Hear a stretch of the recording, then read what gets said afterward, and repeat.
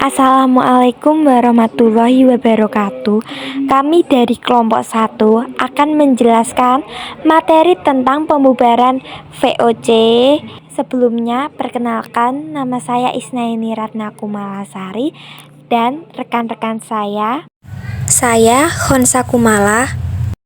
Saya Aprilia Nilasari. Saya Dina Natalia. Saya Via Nufaisa Mufariha. Saya Novivita Lestari. Materi akan disampaikan oleh rekan-rekan saya. Pembubaran VOC.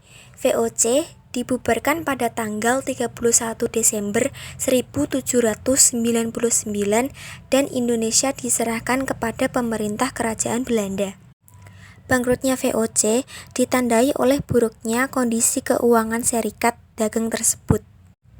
Dengan kas yang kosong dan utang yang menumpuk, VOC tidak dapat lagi menjalankan kegiatannya.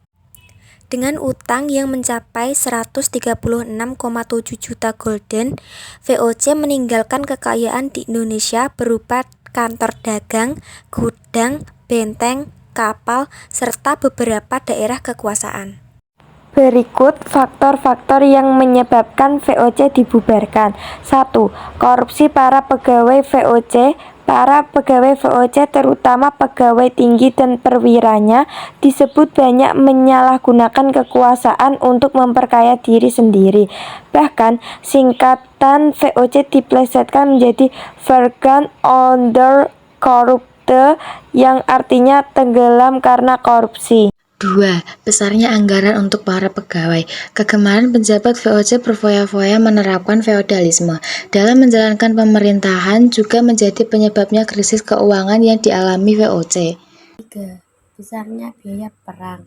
VOC tidak hanya melakukan monopoli perdagangan di setiap wilayah yang dikuasai, tetapi juga berusaha mengatur kegiatan politik dan pemerintahan.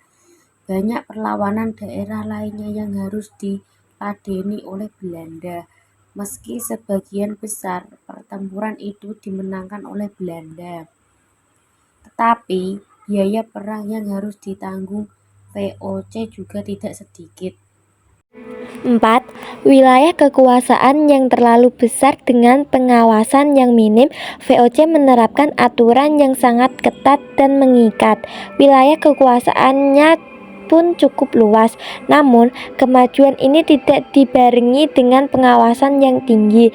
Akhirnya muncul perdagangan ilegal yang dilakukan para pedagang Nusantara dengan pihak asing. Kerugian VOC pun semakin banyak dan VOC dibubarkan. 5. Persaingan dagang di Asia bertambah. VOC awalnya merupakan pihak yang melihat potensi dan sumber daya alam di Indonesia berupa rempah-rempah.